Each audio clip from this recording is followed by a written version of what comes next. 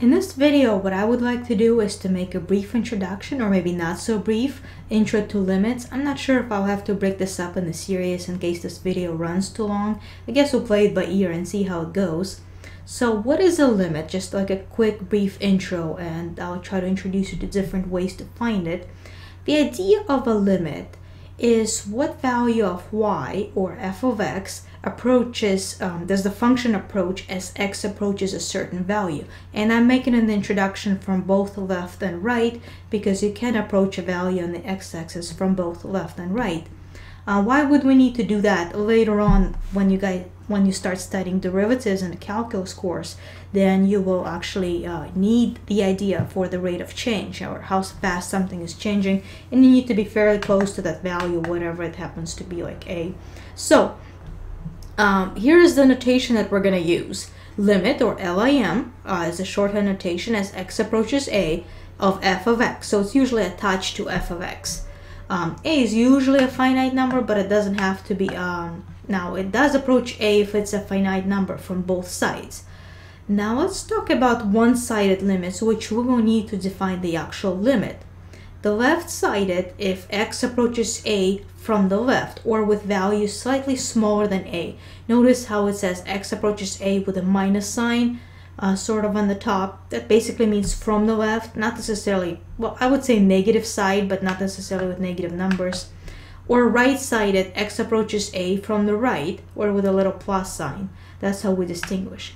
Now, a definition, a limit, the two-sided limit that we saw earlier, it only exists, well, actually, if and only if, because it goes in both directions, if both sides from the left and the right match. Otherwise, the limit does not exist.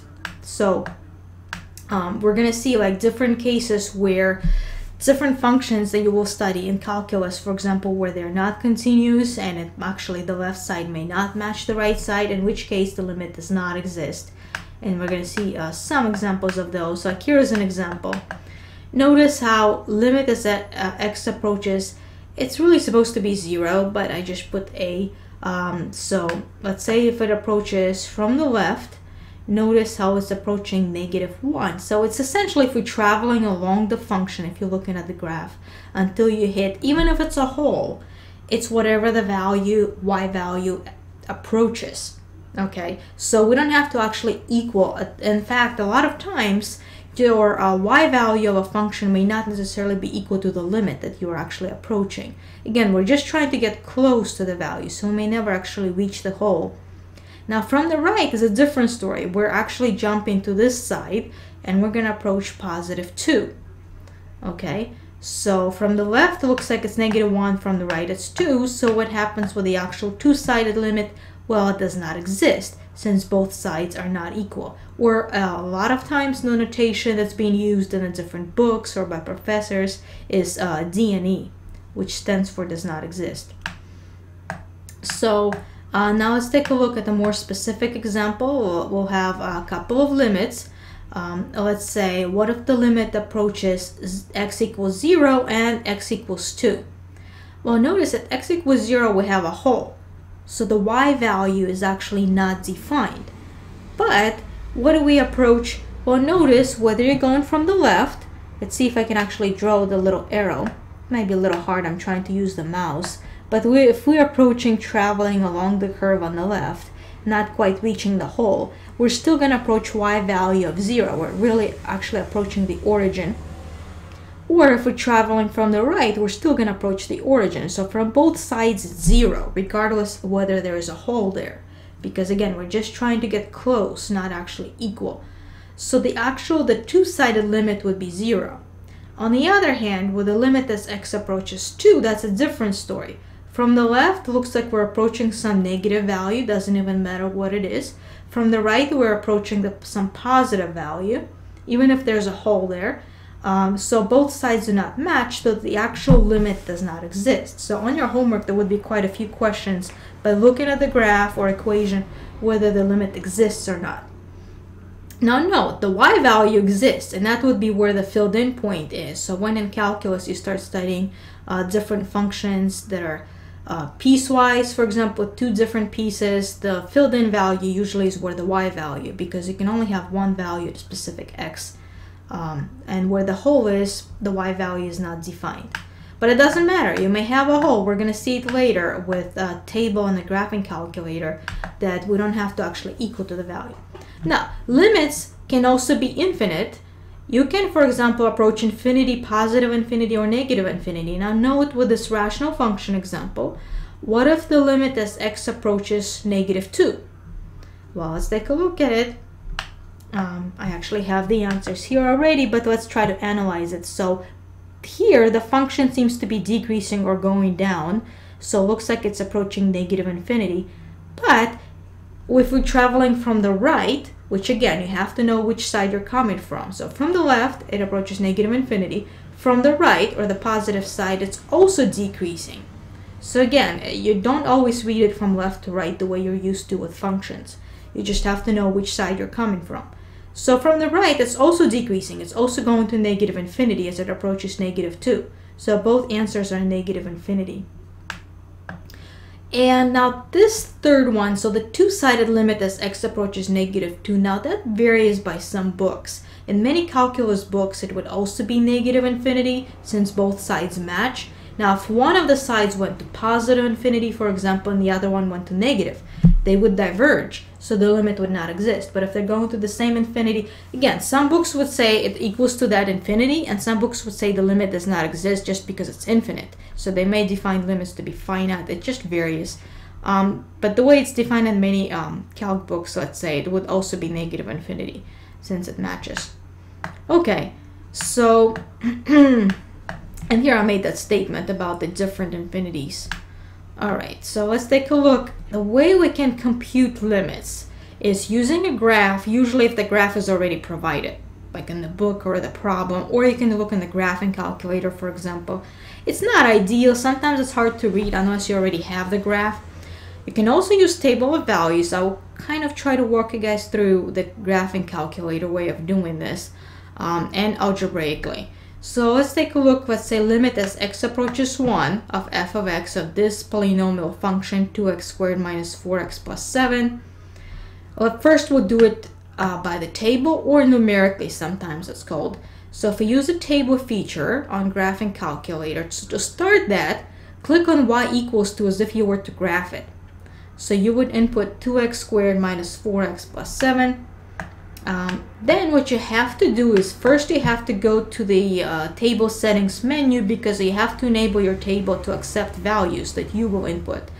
So you have to click on second window, which will take you to the table settings menu, which you have to make sure that ask is highlighted for the independent values. So you have to move your cursor to the right and maybe click enter. So that way you can input x values. And leave the dependent ones on auto, because you want your calculator to compute them. So the independent should be on ask and the dependent should be on auto.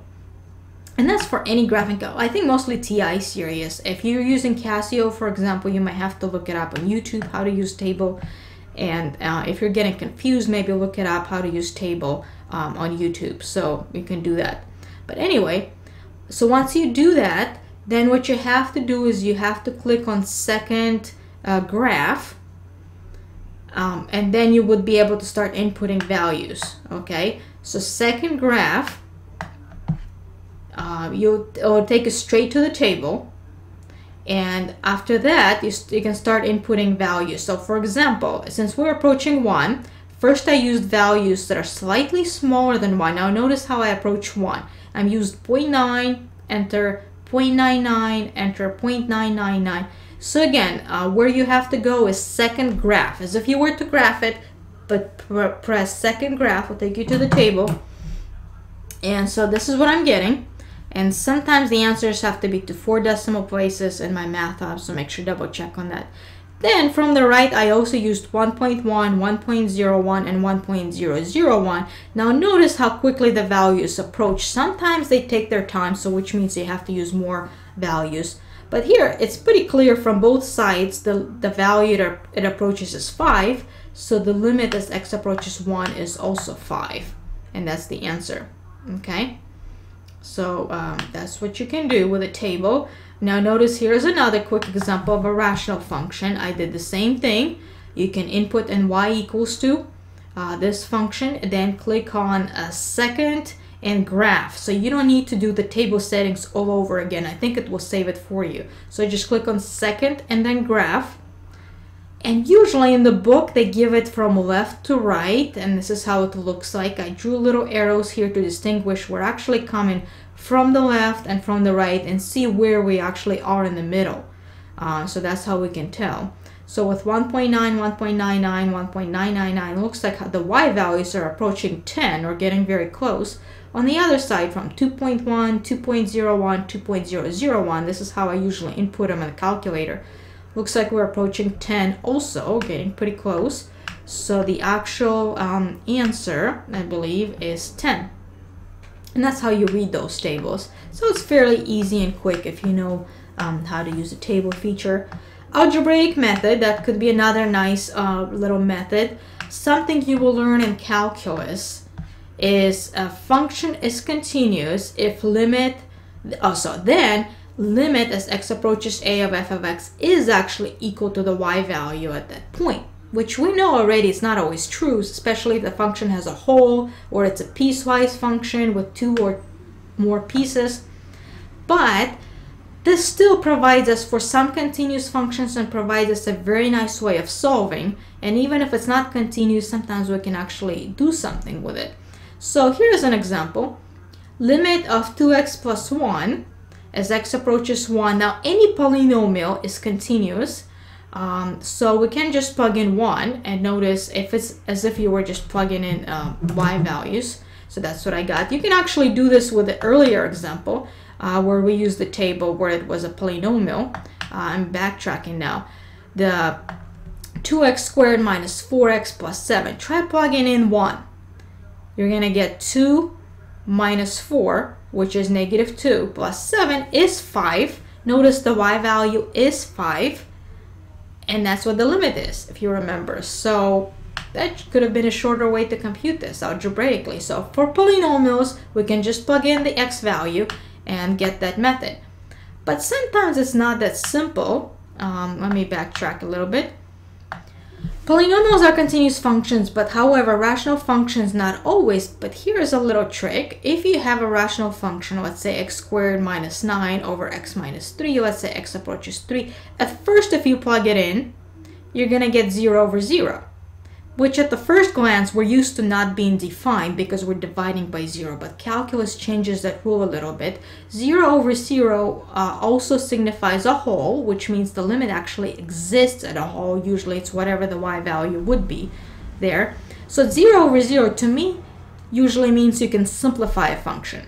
How you can do that? You can factor the top and with the bottom, and you can actually cancel the x minus 3 on the top and the bottom. So notice you'll just get x plus 3 that's left. And now there is no problem. You can just plug in the 3 and you'll get 3 plus 3, which is 6. So that's whatever the value would have been in that graph. Okay, if you try the table in the calculator, you should get the values approaching the 6 from both sides too. So really it doesn't matter. So if you get 0 over 0, try reducing it and you should get the answer. Now if it's something else, but we're not going to get into that, if it's a number over 0, like 2 over 0, then usually your function approaches infinity or negative infinity. You may have asymptote there. But anyway, I'm not going to get into it too much. Here's another example where you can simplify, factor the top and the bottom, and then plug in the negative 2 when it's no problem. And it works out. And one last thing that we're going to do with the limits is we can actually, x can approach infinity or negative infinity. Usually it can only approach it from one side, because if it's infinity, it can only get big so fast. You know, what you can do if a limit as x approaches infinity, here's a handy trick that I usually teach my business calc students. You can focus only on the leading terms because x approaches infinity. It gets so big, minus 1 doesn't actually matter. Any other terms besides the leading terms do not really matter. So you'll get 3x over 7x, which x can cancel. Let's see if we can cancel that. Okay, and so we'll get 3 over 7, and limit of a constant is just 3 over 7. And it's usually the same thing as a horizontal asymptote. It's just going to horizontal asymptote at the point. Same thing we can do with the 3x squared over 2x squared. Again, we're just approaching the leading terms, which will get 3 over 2 as the answer. So if the exponents match, if you recall earlier in the course that we do know it's just the leading coefficient over the leading coefficient. So we get that. Now, if in denominator it's larger, then we'll have an x or x squared term in the denominator. But since x is going to infinity, usually your whole function goes to 0, just like with horizontal asymptotes. Now, what if you have x left in the numerator? Well, in that case, since x is going to infinity, the limit is infinity. May depend on the coefficient a little bit, but if it's negative, it would have gone to negative infinity. Like here is that example. Limit as x goes to infinity, but it's negative 5 over 6. So because it's negative 5 times a really big number divided by 6, the number is approaching negative infinity. So, and that's it.